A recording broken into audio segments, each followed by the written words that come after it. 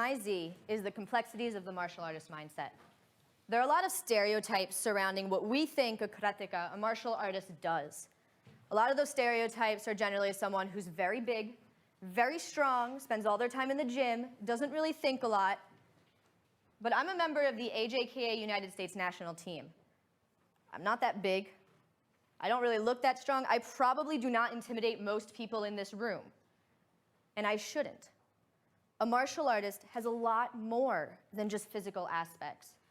To show everyone the mindset, I'm going to be talking about one of my international competitions overseas in Italy this past few years. Now, international competition is split into two main categories. We have kata, which is your form, and then we have kumite, which is where the stereotype really falls, it's fighting. Kata is something that's based on precision, it's based on detail orientation, and it's based on being able to have all eyes on you, staying calm, and knowing how to act.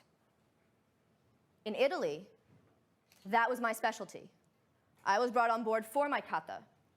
You end up essentially having all eyes on you for every detail. If my hand is here instead of here, I lose a point. If my foot is off center, I lose another point. And you can lose kata by 1/10 of a point at this level. Now, we had 3 rounds. I got up there, first round, a little shaky, a little nervous, just made it past the second round. This one, I was a little bit more on point, confident, ready to go. I made it to finals. You stand at the line, you're ready, you're strong, you look at your judge, and you breathe and relax. You need to be relaxed. You need to be aware. The girl from Italy was our favorite to win. She was the one who looked on point. She was the one who was on her game. But she lost that kata mindset that says you have to be precise. Her footing slipped, she fell. There was a gasp throughout all of the competitors out there. There was a spot open, and we had to grab it.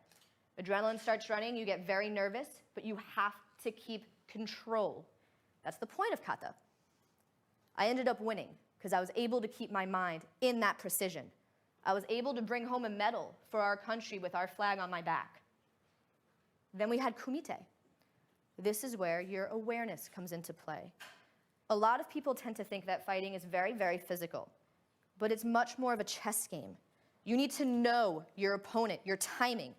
You watch them warm up. You see what muscle groups they're getting ready to see what techniques they're going to use. You tend to figure out if they're small, that means they're very quick. If they're tall, they're probably going to kick with their legs. That's what you look for. Now, I was fortunate enough to make it through to finals with Brazil, but I lost my mindset. I was harboring an injury on my hand. I had just fractured my thumb. And I lost my mindset of complete and total control. My competitor knew that. She saw it. She was able to pick it up. She saw I wasn't using my hand, and she used it against me. I hesitated, and that hesitation cost me that match, cost the US that medal, because I lost my mindset of complete and total control of my body. A lot of you are sitting there going, so what? Karate can hit things. You do it with control, that's great. Today's theme is moving beyond the Z. What does that mean for you? Beyond the Z means how are we using this martial artist mindset in our real world? Now, a lot of people in here are either college students, live in New York City, which means you've probably done an interview, I would assume, maybe a job, an internship. This mindset, if employed, is what can get you that job. Kata teaches you preparation, detail orientation. It teaches you to be composed, to be calm. That's what you have to walk into an interview doing. If you walk into an interview completely thrown off and not knowing what's going on, you're not going to get that job. So for kata, you walk in with your interview prepared, generally in a suit, your hair looks great, your whole resume is ready to go. Then the interview starts. That's your kumite. That is your match. Timing comes into play. Setting the tone comes into play. Awareness of yourself and your opponent. Every word you say counts. You are being a martial artist. You are using that mental chess game to figure out what it is your interviewer needs to hear, what it is that the company you are trying to be employed at wants from you. You out there, when you are in the real world, are employing this martial artist mindset. So now